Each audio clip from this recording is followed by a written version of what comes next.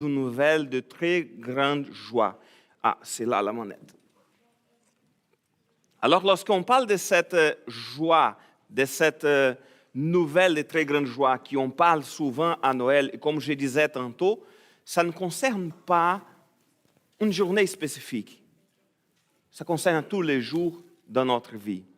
Et lorsqu'on parle de cette nouvelle, et on parle d'une nouvelle, n'importe quelle que soit la nouvelle, on pense souvent, ah, mais c'est toujours bien d'avoir de bonnes nouvelles.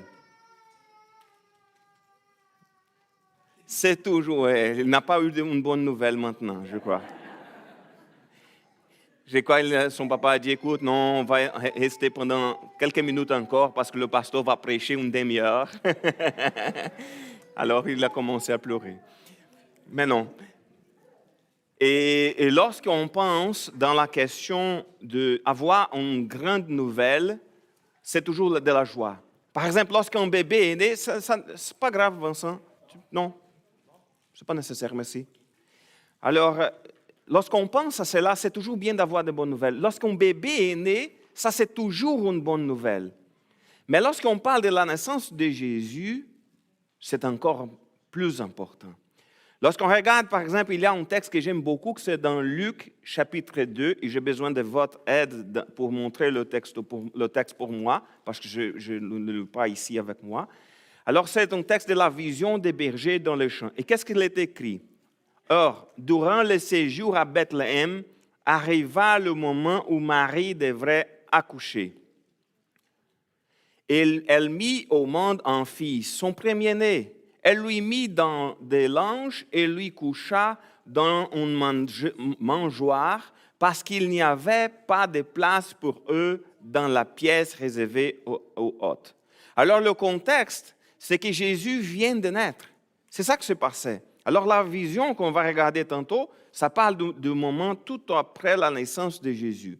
Et le verset 8, il est écrit que dans les champs environnants, des bergers passaient la nuit pour garder leurs troupeaux. Alors c'était quelque chose d'ordinaire, c'était quelque chose de normal. Ils étaient là, les bergers, simplement pour garder leurs troupeaux. Mais au moment qu'ils étaient dans un moment ordinaire, il est devenu quelque chose d'extraordinaire. Parce que le verset 9, il est écrit qu'un ange du Seigneur leur apparut et la gloire du Seigneur resplendit autour d'eux. Une grande frayeur les saisit. Mais vous pouvez penser, mais pourquoi avoir peur d'un ange? Je ne sais pas vous, mais si j'étais là dans la nuit pour garder le troupeau, je pensais pas, ça se peut, il va avoir une bête sauvage qui va essayer de manger le troupeau. Alors je vais faire attention, je vais mettre en garde pour me préparer, mais personne n'attendait un ange au milieu de la nuit. Alors c'était quelque chose d'avoir peur. C'est pour ça qu'un ange du Seigneur leur a apparu, ils ont peur. Et qu'est-ce qui se passe ensuite? Il annonce une bonne nouvelle. Il est écrit au verset 10, l'ange, je ne sais pas par cœur, mais l'ange leur dit, n'ayez pas peur. Je vous annonce une nouvelle qui sera pour tout le peuple le sujet d'une très grande joie. Alors tout d'abord, il a dit, écoute, je vais vous donner une très bonne nouvelle. C'est quelque chose de spécial qui va se passer. N'ayez pas peur. Et quelle est la bonne nouvelle qu'il dit? Il est écrit dans le texte, le verset 11, la première partie dit qu'un sauveur vous est né aujourd'hui dans la ville de David. Alors la première chose qu'il est dit, c'est que c'est un sauveur. Alors lorsqu'on parle de la naissance de Jésus, on ne parle pas simplement d'un bébé. On ne parle pas simplement d'un enfant. On parle de notre sauveur. Nous sommes tous pécheurs. Malheureusement, à cause de nos péchés, on est très censé payer le prix. C'est quel est le prix? Quel est le paiement qu'on doit recevoir à cause de nos péchés? Le paiement, c'est la mort. Alors, comme on parlait tantôt dans l'école de dimanche, Jésus a payé le prix c'était à nous de payer ce prix-là. Alors, un sauveur est né.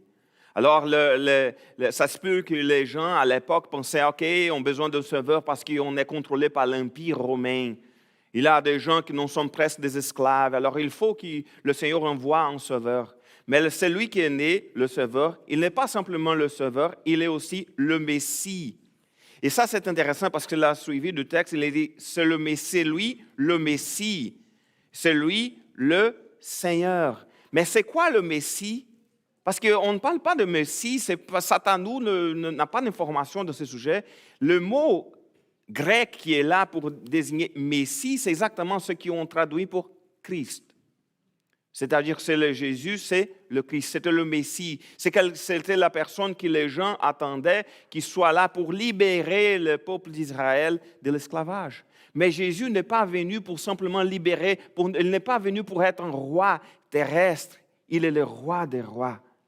Il est venu pas simplement pour gouverner, il n'est pas venu pour gouverner à Jérusalem.